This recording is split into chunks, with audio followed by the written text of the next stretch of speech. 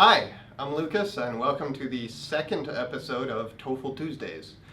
Today we're going to talk about the types of the TOEFL because yes, there is more than one type.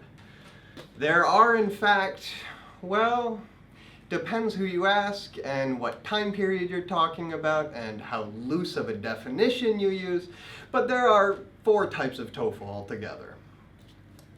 The first one, I'm going to list first because it is the least important.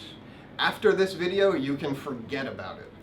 The ITP. The ITP is a TOEFL that is not a real TOEFL. It is not for college or university admissions. It is not a test that you have to take with your GRE or SAT or GMAT.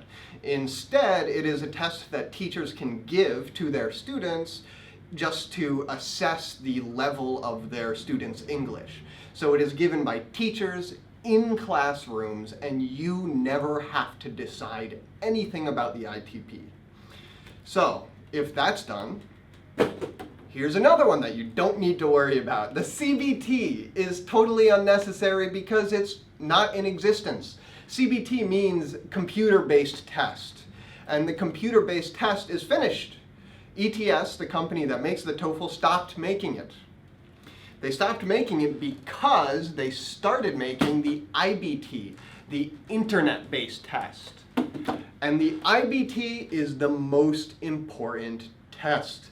All of my TOEFL Tuesday videos and all of our blog posts at Magoosh and basically any important TOEFL material you will find is about the IBT.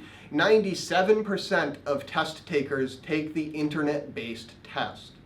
But some students can't take an internet-based test. Some students live in places where the internet is not very easily accessible. So, again, ETS, the company that makes the TOEFL, has an alternative. There is a paper-based test, the PBT. And the IBT and the PBT are by far the most important forms of the TOEFL. They are the only 2 forms that you have to think about. And as I said, 97% of you, it's the IBT. But some people might take the PBT. So what's the difference between the IBT and the PBT? If you have a choice, which one should you take? Well, actually, most people don't have a choice.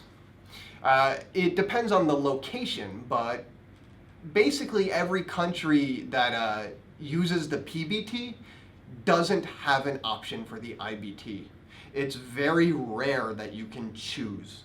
So your location decides which test you'll take. If you're taking the PBT though, you might want to be aware that it's a slightly different test than the IBT. The IBT is made of reading, listening, speaking, and writing in that order.